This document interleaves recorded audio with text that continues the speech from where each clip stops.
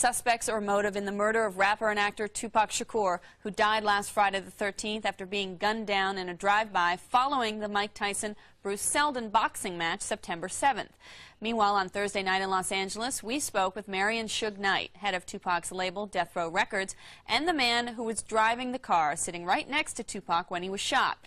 Knight, who himself was grazed in the head by a bullet, was prevented by his lawyers from addressing the shooting itself. But here, for the first time on television, he speaks publicly about its aftermath. How are you feeling and how are you doing physically? I feel like this. I feel that the last word is always God. But Pac saved my life. The reason why I say Pac saved my life, I got shot in the head, got grazed some other places, but I still got the bullet in my head. It's still there. But for as trying to get him to the hospital didn't make me realize that I was shot. Because usually when you get shot in the head, the first thing the person do is panic. You know, bam, I'm shot in the head, I'm about to die. You know. And once you do that, you can't drive nowhere. My whole thing was, Pac, he was shot. I'm like, you shot? I'm going to get you to the hospital. I'm driving, telling him I'm going to get you to the hospital, kick back. Pac looked at me and said, you know what? You need the doctor more than me. You the one shot in your head. And we laughed the whole time going to find our way to the hospital. That's the conversation we had. It wasn't, Pac was a man the whole time. It wasn't that he was like, oh, I'm shot. He cracking jokes. He's like, yeah, they shot me. He said, but you shot in your head. Look at your head bleed. Look how much it's bleed. That was Pac. And I'm like, man, shut up. I'm going to get you to the doctor. So he was conscious on the way to the hospital? He was conscious on the way to the hospital. He was conscious in the ambulance. He was conscious after they did the surgery. What was the last thing that he said to you? They love me. We was in the, we was going in, we was on the thing that was getting there.